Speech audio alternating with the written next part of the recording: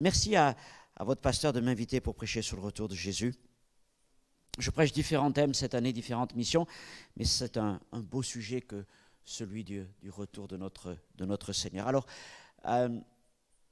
d'abord, première chose, l'esprit des études que je vous présente et un peu l'esprit de celle-ci, c'est les essentiels. Et c'est un peu ce que je vais faire pendant ces 4 réunions, c'est l'essentiel. Je pense que c'est important de rester sur l'essentiel concernant le retour de Jésus. Donc ne vous attendez pas à des révélations extraordinaires, ce n'est pas du tout mon genre, ni à du spectaculaire, etc., ni à prendre à défendre ardemment telle ou telle position. Il y a beaucoup de choses qui sont écrites notamment sur le retour du Seigneur, et parfois des frères tout à fait honorables en arrivent à s'invectiver presque d'hérésie les uns par rapport aux autres. Pour moi, dans ce domaine sensible de la question du retour de Jésus, il y a ce que je vais essayer de vous transmettre à travers ces réunions qui, je pense, ont un fort appui biblique. Et puis après, il y a des modèles. Il y a des modèles, il y a des réflexions. Et je ne voudrais pas surtout mettre au niveau de la doctrine un modèle. D'ailleurs, même rien qu'au niveau de nos églises, il y a peut-être une certaine tendance générale, mais il y a quand même beaucoup d'affinités, beaucoup de frères, de collègues qui ont telle ou telle sensibilité. Donc vous avez peut-être lu des choses sur le retour de Jésus, vous avez peut-être vu des vidéos, il y en a tellement qui circulent, vous avez peut-être même vu des films sur tout ça, vous avez peut-être déjà des idées, vous allez vous demander est-ce que je vais aborder tel ou tel sujet. Non, je vais rester en fait essentiel. Parce que ce qui est important pour moi, c'est de vous donner ce que la parole nous apporte. Et de vous amener à faire reposer votre foi, non pas sur des calculs, non pas sur des présuppositions, mais sur les Écritures. Je l'espère, c'est ce que je vous transmettrai au mieux je le peux pendant ces 4 réunions. Nous aurons donc 4 réunions, ce soir, demain soir, dimanche matin au culte et dimanche après-midi. Ce soir, je vais parler vraiment du retour de Jésus, demain soir de la résurrection, dimanche matin de l'enlèvement de l'Église, et dimanche après-midi, des signes annonçant le retour du Seigneur. Voilà, tout ça, vous le retrouvez dans cette étude et d'autres choses en plus que je n'ai pas le temps d'aborder pendant ce temps avec vous. Donc, il y aura aussi des diapositives qui nous accompagneront pendant tout ce moment. Je vois si ça fonctionne. J'attends de voir si j'ai la main. Ah, ça fonctionne. OK, voilà, parfait. Donc, quelques diapositives qui vous permettront peut-être de mieux suivre et de peut-être noter certains points si vous le souhaitez. Alors, tout de suite, je vous invite à aller avec moi dans le livre de l'Apocalypse. Ce n'est pas très compliqué à trouver, n'est-ce pas? En principe, c'est le dernier livre de vos Bibles.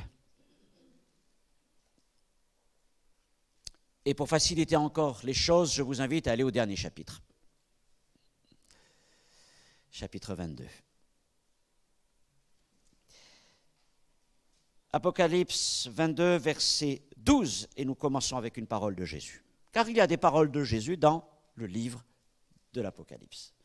Des paroles qu'il n'a pas prononcées en étant sur terre, mais des paroles qu'il a prononcées lorsqu'il s'est révélé à Jean sur l'île de Patmos. Et voici ce que dit le Seigneur, « Voici, je viens bientôt, et ma rétribution est à moi, pour rendre à chacun selon ce qu'est son œuvre. Je suis l'alpha et l'oméga, le premier et le dernier, le commencement et la fin. Heureux ceux qui lavent leurs robes afin d'avoir droit à l'arbre de vie et d'entrer par les portes dans la ville. Dehors les chiens, les enchanteurs, les impudiques, les meurtriers, les idolâtres et quiconque aime et pratique le mensonge. Moi, Jésus, j'ai envoyé mon ange pour vous attester ces choses dans les églises. Je suis le rejeton et la postérité de David, l'étoile brillante du matin. Et l'esprit et l'épouse disent, viens. Et que celui qui entend dise, viens. Et que celui qui a soif vienne. Que celui qui veut prenne de l'eau de la vie gratuitement. Je le déclare à quiconque entend les paroles de la prophétie de ce livre. Si quelqu'un y ajoute quelque chose, Dieu le frappera des fléaux décrits dans ce livre. Et si quelqu'un retranche quelque chose des paroles du livre de cette prophétie, Dieu retranchera sa part de l'arbre de la vie et de la ville sainte décrit dans ce livre. Et celui qui atteste ces choses dit, oui, je viens bientôt. Amen. Viens, Seigneur Jésus. Que la grâce du Seigneur Jésus soit avec tous. Amen. Seigneur, ce soir, nous ouvrons encore ta parole et ce sont tes propres paroles, Seigneur, que nous avons lues ce soir. Et c'est un message, comme il est écrit, que tu nous demandes d'attester dans les églises. Non seulement dans les églises du temps de l'apôtre Jean, mais dans les églises d'aujourd'hui. Et c'est un message que nous avons encore besoin d'entendre. Oui, tu viens bientôt, Seigneur. C'est vrai, nous n'avons pas la connaissance de la date exacte, mais nous croyons que tu viens, Seigneur. Et comme il est écrit, avec le Saint-Esprit, l'épouse, ton Église, nous disons, viens, viens, Seigneur Jésus. Car c'est là notre espérance, mon Père. Que bientôt ton Fils vienne nous prendre pour que nous puissions rentrer dans l'éternité avec toi. Je prie, Seigneur, que ce soir tu ouvres mon intelligence, ma bouche, afin de proclamer ta parole, toute ta parole. Et je prie aussi pour que tu ouvres nos oreilles, afin, Seigneur, que nous puissions recevoir ta parole dans nos cœurs pour qu'elle produise du fruit au centuple. Bénis ces instants. Que ta grâce soit à l'œuvre au milieu de nous, Seigneur. Dans le nom de Jésus, Père, nous te prions. Amen. Voilà donc les dernières paroles de la Bible, et plus particulièrement même les dernières paroles de Jésus. Oui, je viens bientôt.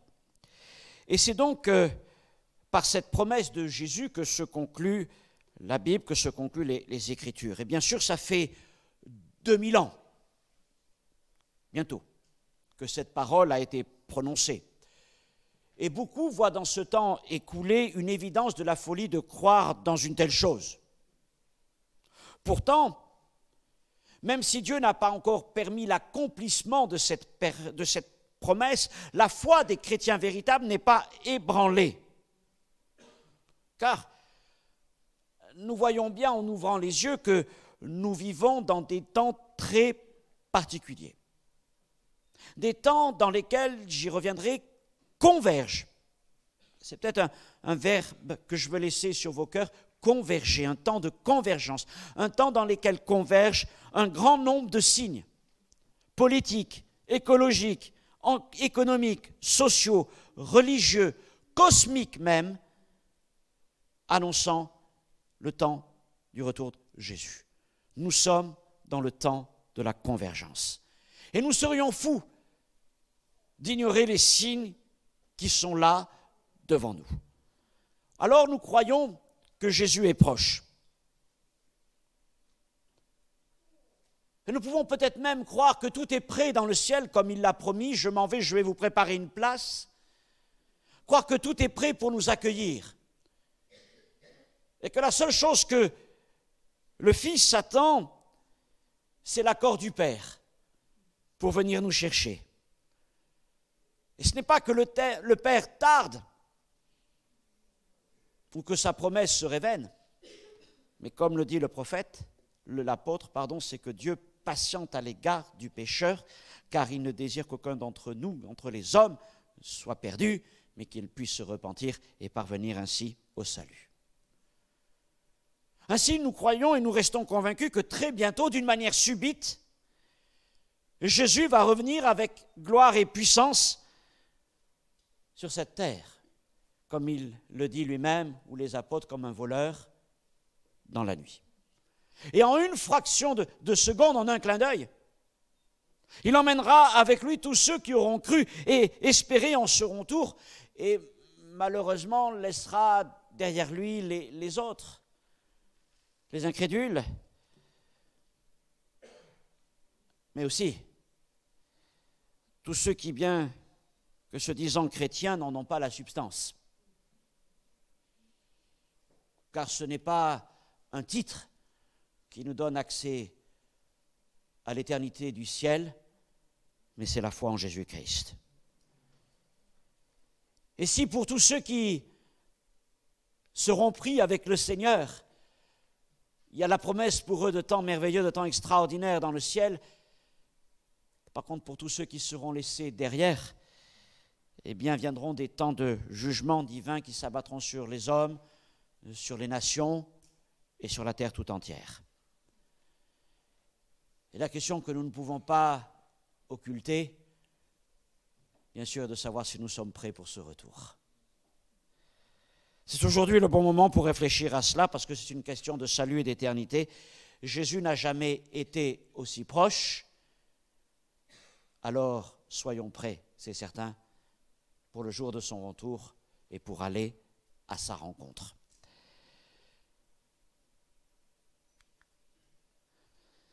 La promesse du retour de Jésus est affirmée, mentionnée plus de 300 fois dans le Nouveau Testament. Pas mal quand même comme statistique. Et on estime qu'il y a 8 fois plus de textes dans les Écritures qui parlent du retour de Jésus que de sa première venue il y a 2000 ans. Des chapitres entiers des évangiles y sont consacrés et rapportent des enseignements du Seigneur sur les temps de son retour. C'est notamment ce qu'on appelle le sermon sur le mont des Oliviers, dans Matthieu 24 par exemple, lorsque Jésus et les disciples en face du mont du Temple vont regarder cet édifice majestueux et puis les apôtres commençaient à questionner le Seigneur sur les choses à venir. Et puis dans l'enseignement de Jésus, il y a aussi de nombreuses paraboles qui parlent de son retour. Il y a beaucoup je pense par exemple à la parabole de l'ivraie et du bon grain. Il y a la parabole des 10 vierges. Il y a la parabole des mines ou des talents. Et à chaque fois, le Seigneur revient sur cette question de son retour. L'apôtre Paul, lui, fait allusion plus de 50 fois dans les épîtres, avec des passages très importants, notamment dans les deux épîtres aux Thessaloniciens. Nous en parlerons demain soir, notamment concernant la résurrection. Et il y a tout le chapitre d'1 Corinthiens 15, tout entier consacré à la question de la résurrection. Enfin, le dernier livre du Nouveau Testament, l'Apocalypse, est en grande partie consacré à décrire les événements politiques, sociaux, religieux et écologiques qui entourent les temps du retour de Jésus sur terre. Et nous pouvons dire qu'après la naissance, la mort et la résurrection de Jésus, il n'est pas de sujet plus important dans les Écritures que celui de son retour. Jésus revient et la Bible l'affirme, l'atteste et le confirme. Plus d'une fois, nous venons de le voir. Peut-être la première question que nous pouvons nous adresser concernant ce retour du Seigneur, c'est pourquoi Jésus doit-il revenir? Qu'est-ce qui le pousse à revenir? Il y a différentes raisons à cela. La première des choses, c'est qu'il revient pour célébrer ses noces. L'apôtre Paul dit de l'Église qu'elle est la fiancée de Jésus. Et Jésus est le fiancé de l'Église. Et notre fiancé a un amour pour nous immense. Et son désir, évidemment, c'est de nous prendre avec lui. Et selon la tradition juive, il attend ce moment que le Père décide seul de sa propre volonté pour venir chercher son épouse lorsque tout sera prêt dans la maison du Père pour célébrer la fête des noces. Et je crois véritablement que Jésus n'attend que cela, que le Père lui dise « tu peux aller la prendre ». C'est aussi la parabole des 10 vierges. Et l'Église authentique, la fiancée authentique de Jésus-Christ, vit dans l'attente de l'arrivée prochaine de son époux. Même si, comme dans la parabole, encore une fois, des 10 vierges, il nous arrive de nous endormir, dans le sens où nous ne pensons pas tout le temps au retour du Seigneur. Je crois que nous serions bien présomptueux de dire qu'à chaque moment, à chaque journée, je suis en train de réfléchir que Jésus est là, qu'il revient. Mais il y a des moments où nous sommes pris par les activités de notre journée, par les soucis de la vie, et des fois nous perdons un peu de vue cette proche espérance. Et donc c'est comme si nous nous endormions par rapport à cela. Mais je crois que le véritable peuple du Seigneur, non seulement a de l'huile en réserve, mais en plus, il n'attend qu'une chose, c'est que la voix vienne le réveiller pour qu'il réponde à l'appel de son Seigneur. Il revient pour célébrer ses noces, j'en reparlerai un petit peu. Il revient aussi pour Israël. Comme Paul l'enseigne dans les Romains, Israël a été mis à l'écart temporairement par Dieu, pour cause d'incrédulité et de rejet du Messie. Toutefois, les promesses de Dieu demeurent. Et Israël n'a pas été remplacé. Israël a toujours cette place particulière dans le projet de Dieu. Et Jésus revient aussi pour accomplir les promesses de Dieu à l'égard d'Israël. Mais ce sera comme dans un second temps. Il y aura d'abord le temps de l'Église, puis le temps d'Israël. Et lorsque le Seigneur reviendra pour Israël, ce sera dans des temps difficiles, très difficiles, tellement difficiles que le prophète Jérémie parle de l'angoisse de Jacob. Et nous savons qu'Israël a déjà traversé, soit en tant que nation ou en tant que peuple juif, des temps très difficiles, notamment au XXe siècle. Et il y a encore des temps difficiles pour ce peuple devant lui.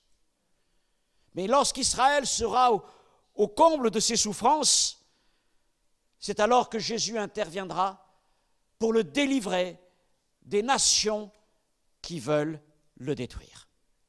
Et c'est ce que le prophète Zacharie écrivait il y a bien longtemps de la part du Seigneur en disant « L'Éternel paraîtra, il combattra ces nations, lesquelles, celles qui veulent cerner Jérusalem pour écraser le peuple juif, comme il combat, et il combattra ces nations comme il combat au jour de la bataille. » Le Seigneur remportera la victoire.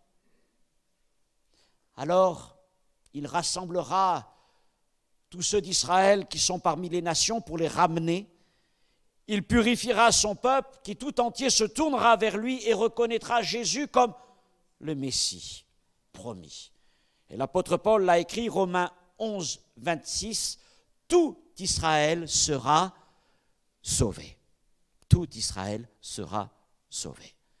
Voilà donc la deuxième raison qui explique le retour de Jésus, célébrer ses noces, revenir pour Israël.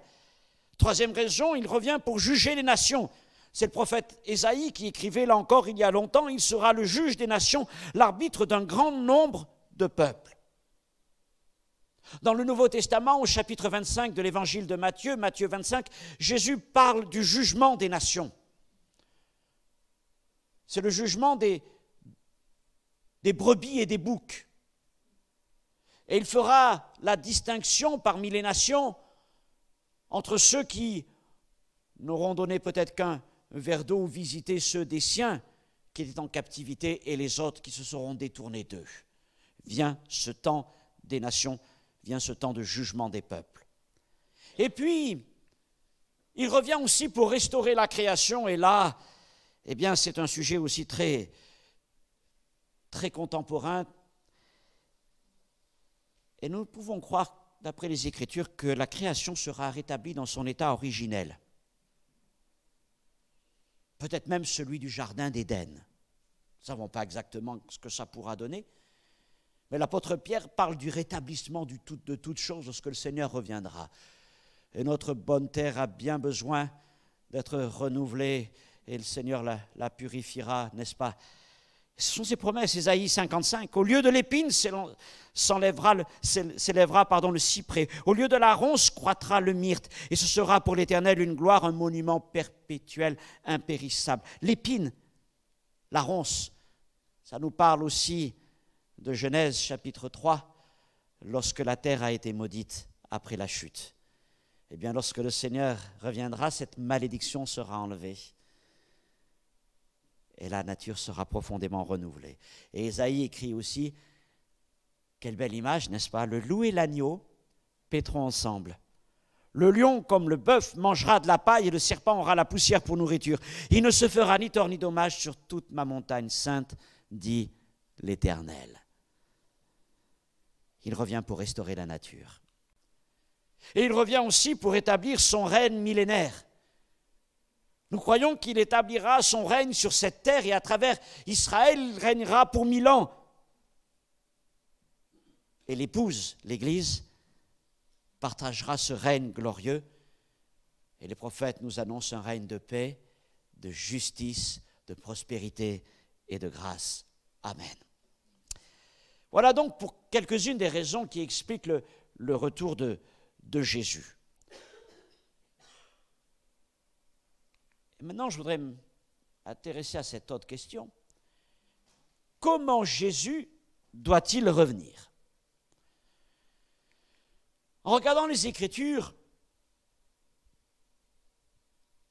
et je sais que ce n'est pas forcément une sensibilité qui est partagée par tout le monde dans l'Église, en général, mais pour l'instant, je n'ai pas trouvé vraiment de conviction pour penser autrement.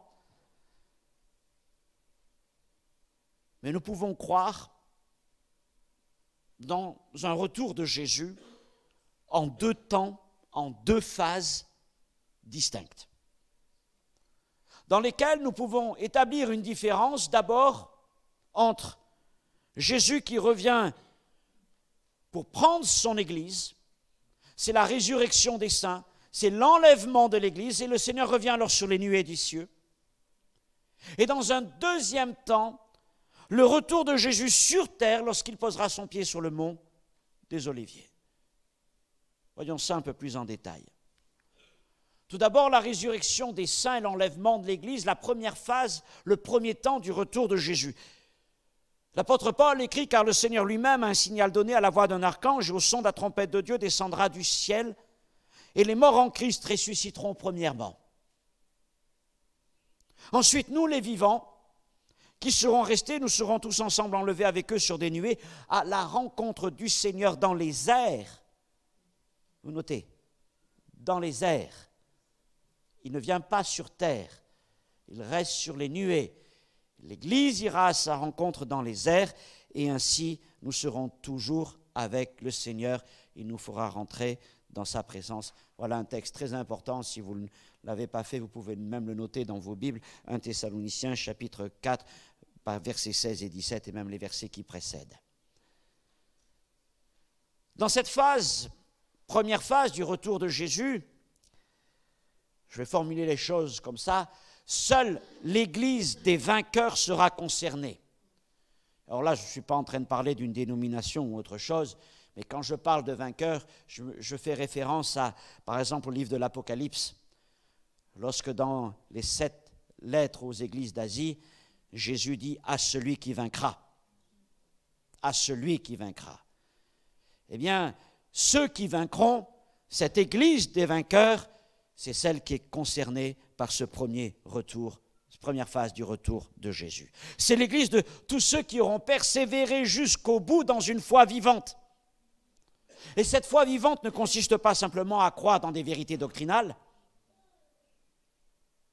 et encore moins à se revendiquer comme chrétien, mais la foi vivante consiste à porter du fruit digne de la parole de Jésus-Christ. Être un vainqueur en notre Seigneur. Donc quand le Seigneur revient à ce moment-là, quand il a reçu du Père l'accord pour venir chercher son épouse, parce que tout est prêt dans les cieux pour l'accueillir, parce que tous ceux qui étaient dans le cœur du Père de toute éternité, qu'il connaissait, qu'il préconnaissait, comme Paul l'écrit, avant même la fondation du monde, lorsque tous ceux-là sont parvenus au salut, nous sommes incapables de dire combien nous serons. Mais le Père le sait. Quand tous ceux qui doivent hériter de la vie éternelle l'auront obtenu, alors le Fils viendra, et il viendra pour nous chercher. Et nous l'avons vu. Il ne viendra pas sur cette terre directement, mais il s'arrêtera sur les nuées du ciel. D'ailleurs, c'est pour marquer peut-être la vocation céleste de l'Église. Nous verrons qu'ensuite il revient sur terre pour Israël. La promesse d'Israël, elle est terrestre, tandis que l'espérance de l'Église est céleste. Alors, Jésus revient donc chercher son Église sur les nuées des cieux, et là, il va accomplir 2 choses. Premièrement, ressusciter les saints. J'en parlerai plus en détail demain. Ressusciter ceux qui sont morts dans la foi. Et puis deuxièmement, enlever les vivants à sa rencontre vers les nuées. Et ressuscités comme vivants enlevés, en un instant, nous serons tous transformés et nous rentrerons ainsi dans la gloire du Seigneur. Ce premier temps, première phase du retour de Jésus sera extrêmement rapide, tellement rapide qu'on dit qu'il sera même invisible. Paul écrit, « Voici, je vous dis un mystère. Nous ne mourrons pas tous. » Peut-être que ça nous concerne à nous aussi. Hein. Ouais.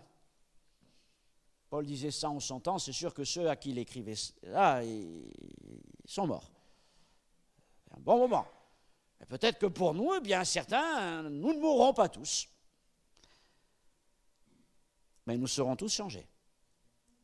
En un instant, en un clin d'œil. C'est pour ça qu'on dit extrêmement rapide et quasiment invisible, parce qu'en un clin d'œil, on a du mal à évaluer le temps qui passe.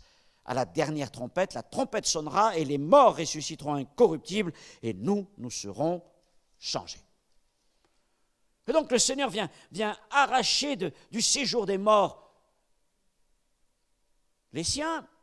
Il prend ceux qui sont vivants avec lui sur les nuées des cieux, il les transforme. Et là, différents événements vont se passer. Pour l'Église, il y en a deux principaux. J'aurai le temps d'en reparler.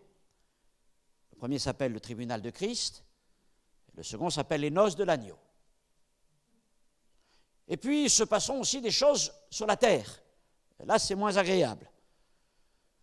Parce que nous pensons que c'est à partir de ce moment-là que toutes sortes de jugements vont commencer à s'abattre sur la terre. Le livre de l'Apocalypse parle de 3 séries de jugements qui vont aller crescendo en crescendo, de plus en plus fort. D'abord les sceaux, ensuite les trompettes, pour finir avec les coupes de la colère de Dieu. Tout cela après, apparemment, que l'Église ait été prise avec le Seigneur. C'est ce que pensent beaucoup de ceux qui étudient les Écritures, mais je le dis, pas forcément tous. D'autres ont d'autres sensibilités. Ma foi, nous pouvons aussi les écouter.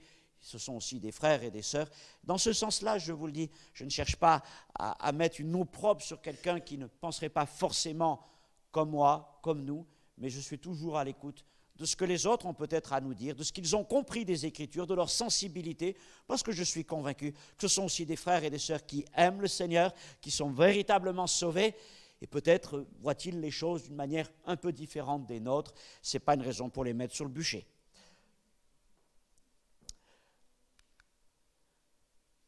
Ayant parlé de cette première partie du retour de Jésus, venons maintenant à la deuxième partie. Deuxième temps, qui est le retour de Jésus en gloire, le retour de Jésus sur terre. Donc, après avoir célébré ses noces avec l'Église et déversé ses jugements sur la terre et les hommes rebelles, je viens d'en parler, le Seigneur reviendra. Et là, il va revenir environné de ses anges. L'armée des anges va l'accompagner. Vous savez, ces 12 légions d'anges qu'il aurait pu invoquer lorsqu'il était à la croix et qui, je pense, à la moindre parole de Jésus, seraient descendus des cieux pour arracher les clous des mains du Seigneur, le délivrer.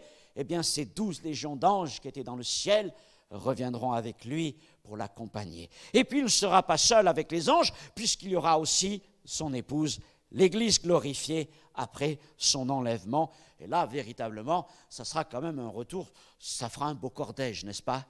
Ça sera quand même assez imposant, c'est évident. Et il revient à ce moment-là, 1, pour sauver Israël. 2, pour juger les nations. 3, pour renouveler toutes choses sur la terre. Et 4, pour introduire l'humanité dans son règne, ce que nous avons vu dans le premier point. À ce moment-là, il posera ses pieds sur le mont des Oliviers, à l'endroit même où il était remonté auprès du Père. Le prophète Zacharie écrit encore, « Ses pieds se poseront ce jour sur la montagne des Oliviers, Et l'Éternel sera roi de toute la terre. En ce jour-là, l'Éternel sera le seul Éternel et son nom sera le seul nom. Il revient donc à Jérusalem. Il revient donc sur cette montagne des Oliviers qui est en face du temple. Si la première étape du retour du Seigneur sera invisible, puisqu'elle s'accomplira en un clin d'œil, invisible en tout cas pour l'humanité qui sera laissée derrière, il n'en sera pas de même lorsque le Seigneur reviendra pour la seconde fois sur cette terre. Évidemment, accompagné des anges et accompagné de son Église, encore une fois, ça ne passera pas inaperçu. Mais les Écritures disent, voici, il vient avec les nuées, et tout œil le verra. Même ceux qui l'ont percé, et toutes les tribus de la terre se lamenteront à cause de lui. Oui, amen. Ainsi donc, pour résumer ce point, nous distinguons donc deux phases dans le retour du Seigneur. La première où Jésus revient sur les nuées du ciel pour les siens, résurrection des saints et enlèvement de l'Église. Et la seconde où il revient sur terre avec les siens pour sauver Israël de la destruction. Je voudrais maintenant parler de quelques mots que les Écritures emploient pour parler du retour de Jésus-Christ. Le premier mot que nous rencontrons souvent, c'est le mot « avènement ». Parfois traduit dans certains textes ou versions un peu plus sophistiquées par parousie, parce que parousie, c'est la francisation du mot grec original parousia. On a donné parousie, mais c'est traduit généralement par avènement.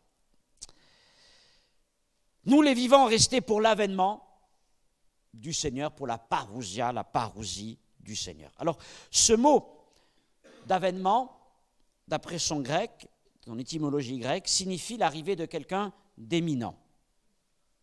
Quelqu'un de très important qui est attendu impatiemment, et il met l'accent sur la présence personnelle de ce personnage éminent. Je vous donne un exemple. Je ne connais pas vos sensibilités politiques, mais peu importe. Mais si monsieur et madame Macron arrivent dimanche à Tours, j'imagine qu'on va faire en sorte que la ville soit accueillante pour lui et on va se préparer. Certains vont se préparer pour l'accueillir, d'autres vont se préparer aussi pour l'accueillir. Ça ne sera pas forcément la même chose. Mais en tout cas, tout le monde va se préparer pour l'accueillir. Et tout le monde attendra l'avènement du président, d'accord? Nous attendons l'avènement du roi des rois. C'est beaucoup mieux, n'est-ce pas? Donc, ce mot avènement est là pour nous dire que nous attendons une personne en particulier qui doit venir jusqu'à nous. Alors, nous n'attendons ni un ange, ni un homme politique, ni un prophète, ni la construction du temple, ni une lune rouge ou tout ce que vous voulez. Nous attendons Jésus.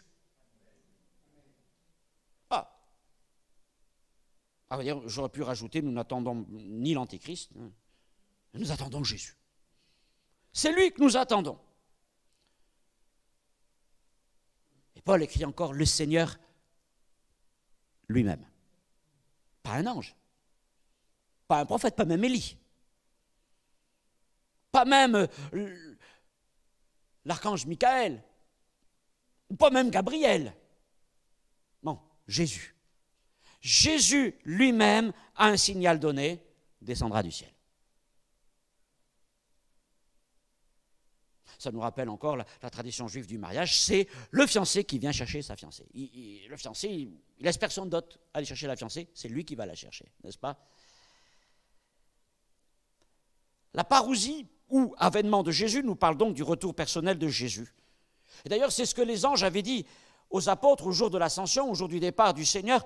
Vous savez, lorsque les apôtres ont vu le Seigneur s'élever là, ils l'ont vu jusqu'à ce qu'il disparaisse derrière les nuées du ciel. Peut-être se sont-ils dit, bon, on avait pensé que c'était tout fini. Il y a quelques dizaines de jours en arrière, lorsque une dizaine de jours en arrière lorsqu'il était mort à la croix et puis il est revenu. Peut-être qu'il va revenir, on ne sait jamais. Hein. Et puis, mais bon, j'imagine aussi qu'ils sont restés là un peu bouche bée, stupéfaits devant cet événement. Ce n'est pas tous les jours qu'on voit ça, n'est-ce pas? Depuis Élie, on n'en avait pas reparlé d'une histoire pareille.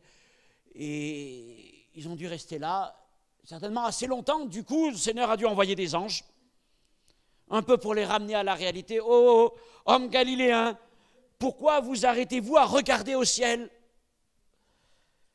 Et là, j'aime bien ce Jésus. Celui-là, ce Jésus qui a été enlevé au ciel du milieu de vous, viendra de la même manière que vous l'avez vu allant au ciel. Je reviendrai encore sur ce passage dans quelques instants. Ce Jésus, c'est lui et lui seul que nous attendons et que nous espérons. Et je crois que certains finissent par se perdre dans toutes sortes de considérations lorsqu'ils étudient les textes des Écritures, les prophéties, lorsqu'ils oublient ce point fondamental, c'est Jésus que nous attendons.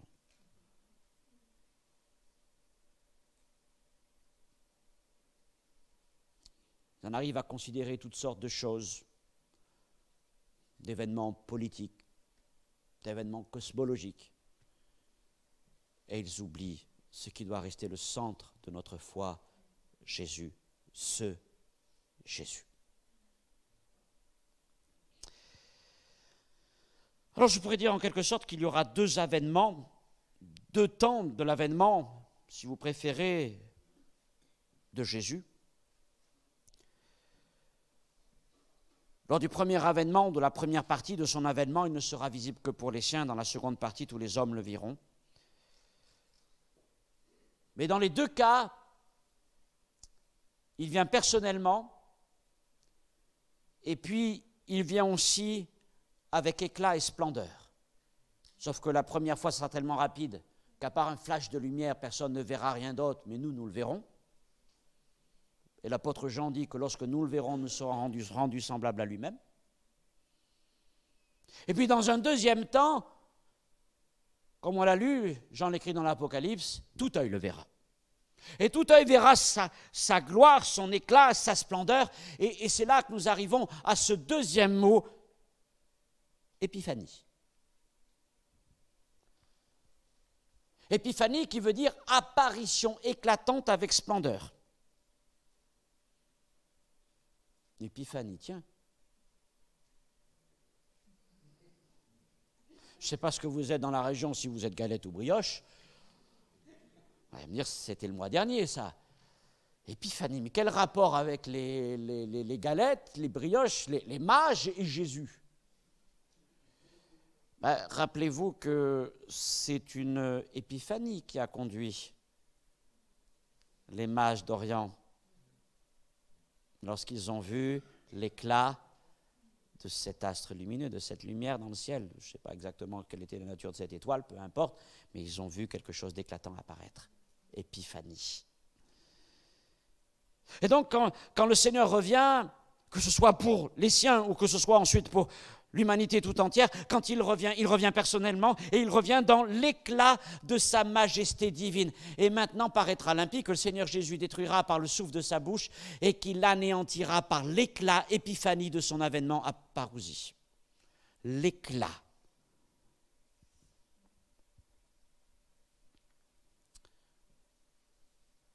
Tout œil le verra dans le deuxième temps. Tout œil le verra, mais... donc, oui, nous croyons que la Terre est ronde, elle est bien sphérique. Pour que tout œil le voie, c'est pas évident, hein? Comment tout œil pourra voir? Bien, tout œil verra, sachant qu'il sera à un endroit, il viendra à Jérusalem. Eh bien, c'est qu'il y aura, notre terre sera tellement baigné, immergé dans la lumière de son retour, qu'elle sera tout entière éclairée. Alors vous voyez, le soleil n'arrive pas à éclairer toute la terre. Il ne peut éclairer qu'une face à la fois, celle qui se présente à lui. L'autre face est dans la nuit. Mais quand le Seigneur reviendra, la puissance de sa lumière sera tellement englobante que toute la terre sera plongée dans sa lumière et tout œil le verra. Ça va être impressionnant, c'est certain, pour ceux qui verront tout ça. Enfin, nous y participerons aussi, gloire au Seigneur. En tout cas, ce qui m'intéresse dans ce mot épiphanie aussi, c'est qu'il marque le contraste entre la première venue de Jésus, il y a 2000 ans, et son retour. Il est venu comme serviteur des hommes. Moi, le Fils de l'homme, je ne suis pas venu pour être servi, mais pour servir et donner ma vie comme la rançon de plusieurs. Il est venu pour servir. Mais quand il reviendra comme Seigneur glorieux. Il est venu la première fois comme serviteur et il reviendra comme Seigneur. Mais je reviens à mon texte des apôtres, des anges aux apôtres. Ce Jésus qui a été enlevé au ciel du milieu de vous viendra de la même manière que vous l'avez vu allant au ciel. Il n'est pas venu sur cette terre comme il y est retourné. Et il ne reviendra pas sur cette terre comme il est venu sur cette terre. Suivez-moi bien. Mais il reviendra sur cette terre comme il est remonté auprès du Père. Il est venu sur cette terre humble.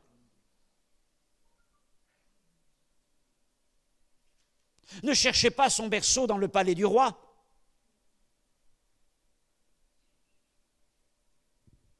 Mais dans la mangeoire d'une étape de Bethléem. Ne le cherchez pas parmi les riches et les influents. Non, trouvez-le dans la famille d'un artisan de Galilée, un charpentier. Ne le cherchez pas parmi les forts, les puissants, mais trouvez-le au milieu des gens du peuple, aussi simple qu'eux et serviteur de tous. Lorsque le Fils de l'homme est venu parmi les hommes, Jésus, le Fils de Dieu, il est venu humble, faible et serviteur. Savez-vous pourquoi il est venu comme cela? Afin d'être petit avec le petit. Humble avec celui qui est humble. Faible avec celui qui est faible. Méprisé même avec celui qui est le plus méprisé. Il est venu ainsi pour être certain qu'il n'y en avait aucun en dessous de lui. Et il s'est mis au service de tous. Il s'est fait faible afin de nous rendre forts. Il s'est humilié afin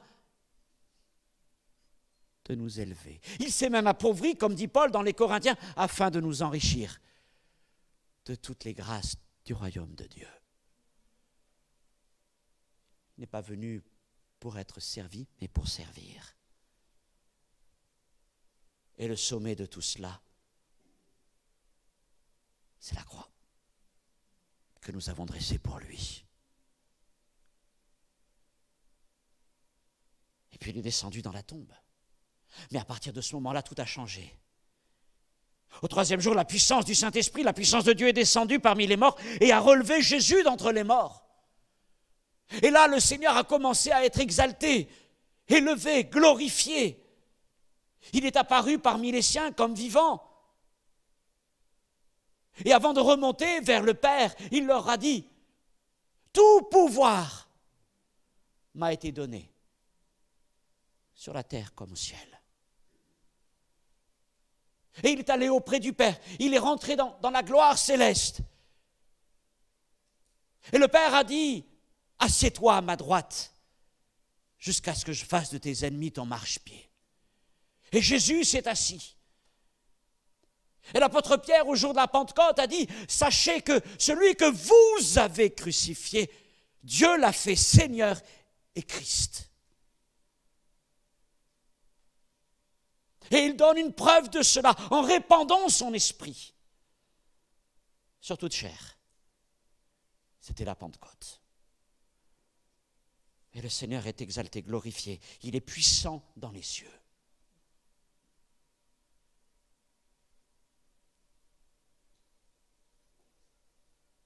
Si donc la première fois, dans la nuit de Bethléem, si donc la première fois Jésus vint comme un simple homme, il a quitté sa forme divine, dit l'apôtre. Lui qui existait en forme de Dieu, n'a pas regardé son égalité avec Dieu comme une proie arrachée. Il ne s'est pas battu pour ses privilèges comme les hommes le font aujourd'hui. Mais il a dit tout cela, je le laisse de côté afin d'aller vers les hommes. Et il a pris la forme d'un homme. Même plus, il a paru comme un simple homme, mais il a pris la forme d'un doulos, d'un esclave, la plus petite, la plus méprisée des formes. Mais quand il reviendra dans son épiphanie. Il reviendra comme il est monté au ciel. Il reviendra dans son autorité, dans sa force, dans sa puissance. Comme le dit David dans un psaume, il reviendra enveloppé de lumière et de majesté.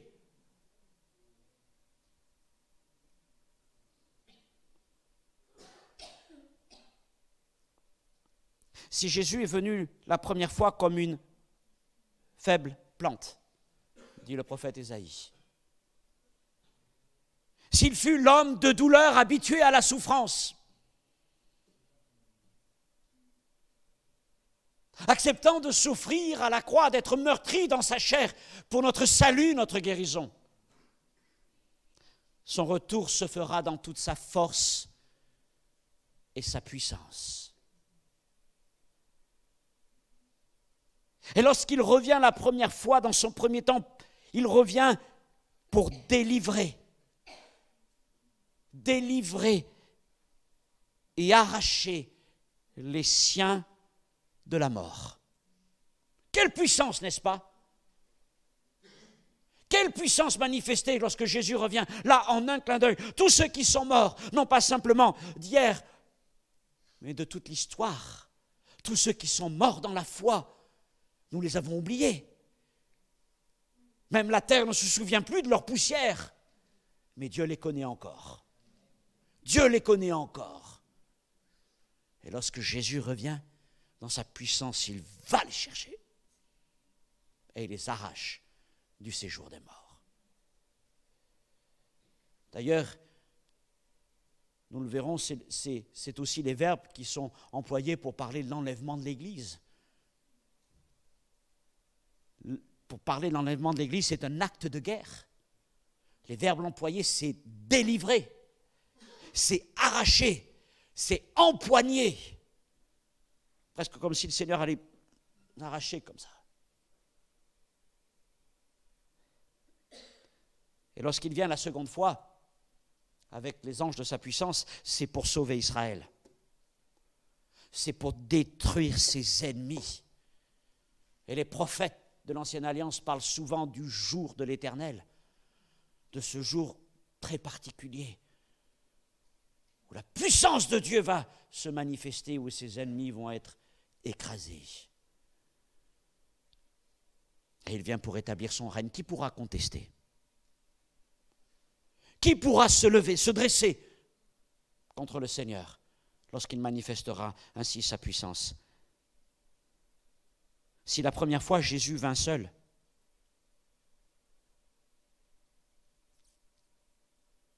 et s'il fut abandonné, méprisé des hommes, il reviendra donc avec les anges de sa puissance et s'assiera sur le trône de sa gloire.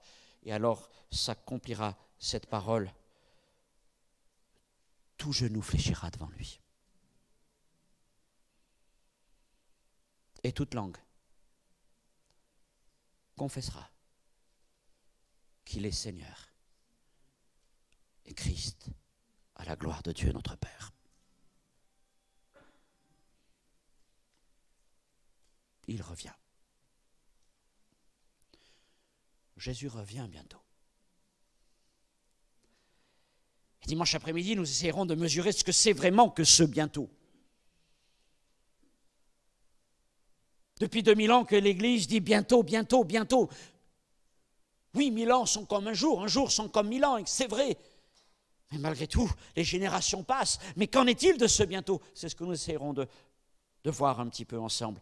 Eh bien, lorsqu'il revient, il reviendra donc pour prendre avec lui, pour emmener avec lui tous ceux qui auront cru et espéré en son retour. Et puis il laissera les autres, les moqueurs, les incrédules.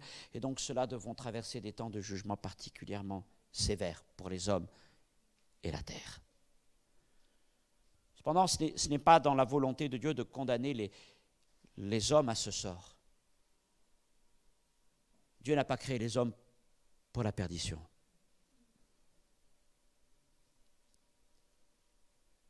Et il a le désir que tous les hommes soient sauvés. Pour cela, il nous a fait le cadeau le plus extraordinaire qui soit. Il ne nous a pas simplement donné une loi, il ne nous a pas simplement donné un prophète, il ne nous a pas simplement donné un ange, mais il nous a donné le trésor du ciel, le trésor de son cœur, son Fils unique, Jésus-Christ. Et il nous l'a donné non pas simplement pour venir nous visiter, mais il nous l'a donné afin de mourir pour nous à la croix de Golgotha. Et à la croix, l'agneau de Dieu, Jésus, a souffert, a versé son sang, afin que nos péchés soient expiés, couverts, oubliés, pardonnés par Dieu, et que nous soyons en paix avec Dieu. Voilà ce que Jésus a accompli pour nous il y a 2000 ans.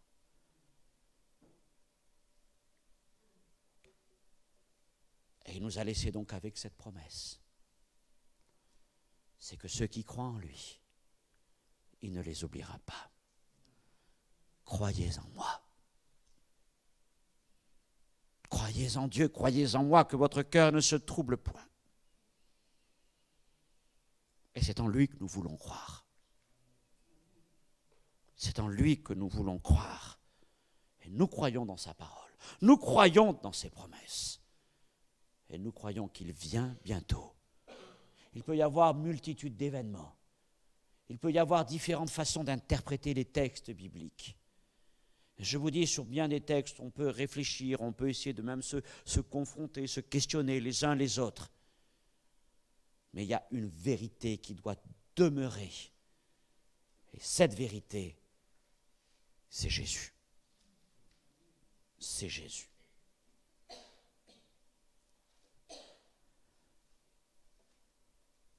Les hommes cherchent un Messie glorieux, c'était le cas d'Israël.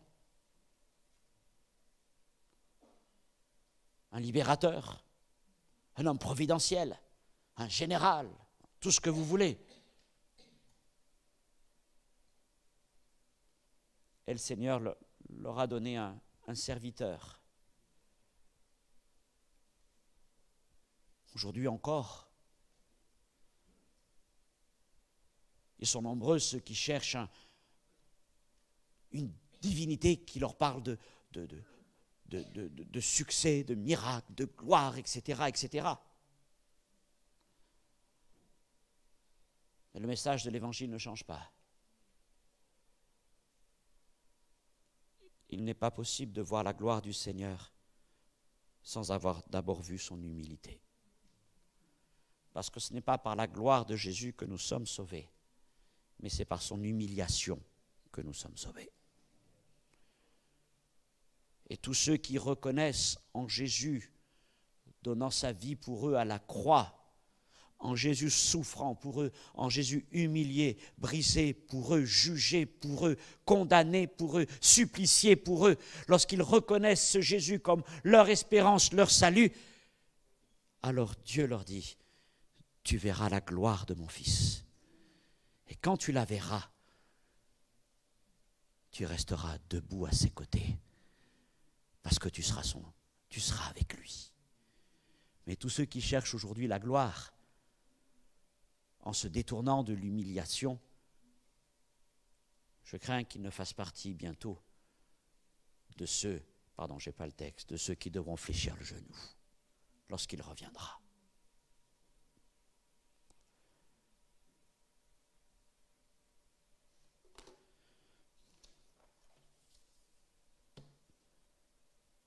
La fin des temps, des prophéties, des événements extraordinaires, des guerres planétaires, des jugements cosmiques, oui, certainement. Avec même parfois des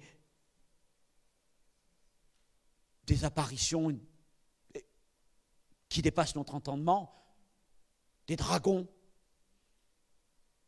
des sauterelles ressemblant à des démons, des scorpions, etc., etc., des plaies qui s'abattent sur l'humanité. Oui, tout ça, vous le trouvez dans le livre de l'Apocalypse. Vous trouvez encore bien d'autres choses, des nombres mystérieux. 6, 6, 6. Il y a tant et tant de choses qui sont... Mais ce n'est pas ça l'essentiel.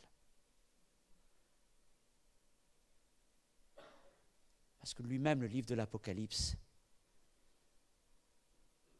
Apocalypse veut dire révélation, voile levé, voile déchiré. Le livre de l'Apocalypse, c'est le livre de la dernière révélation de Jésus-Christ. L'ultime révélation de notre Seigneur glorieux. Alors oui, les hommes peuvent écrire des ouvrages et des ouvrages sur les prophéties, sur les temps de la fin. Mais il n'y a au fond qu'une seule chose qui compte, c'est Jésus. Et ce qui est important ce soir,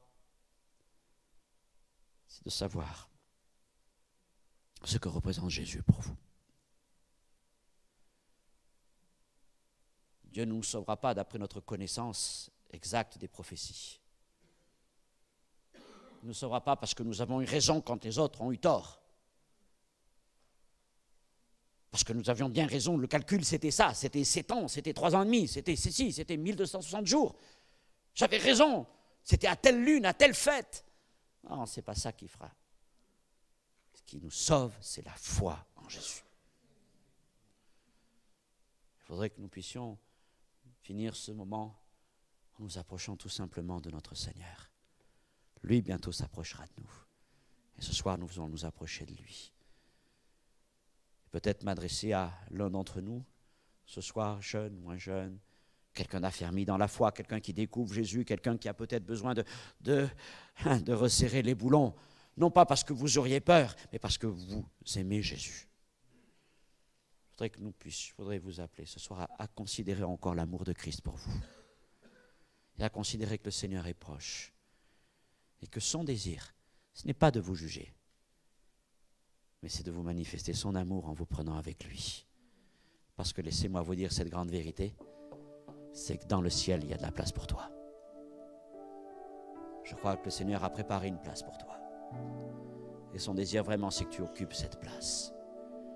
Et dans le ciel, il n'y a pas de seconde classe, de troisième classe, non, il y a que des premières classes. La place que le Seigneur t'a préparée. Et pour ça, il faut que tu lui prépares une place dans ta vie. Une place dans ta vie. Seigneur, viens prendre toute la place en moi, afin que je puisse trouver ma place dans le ciel.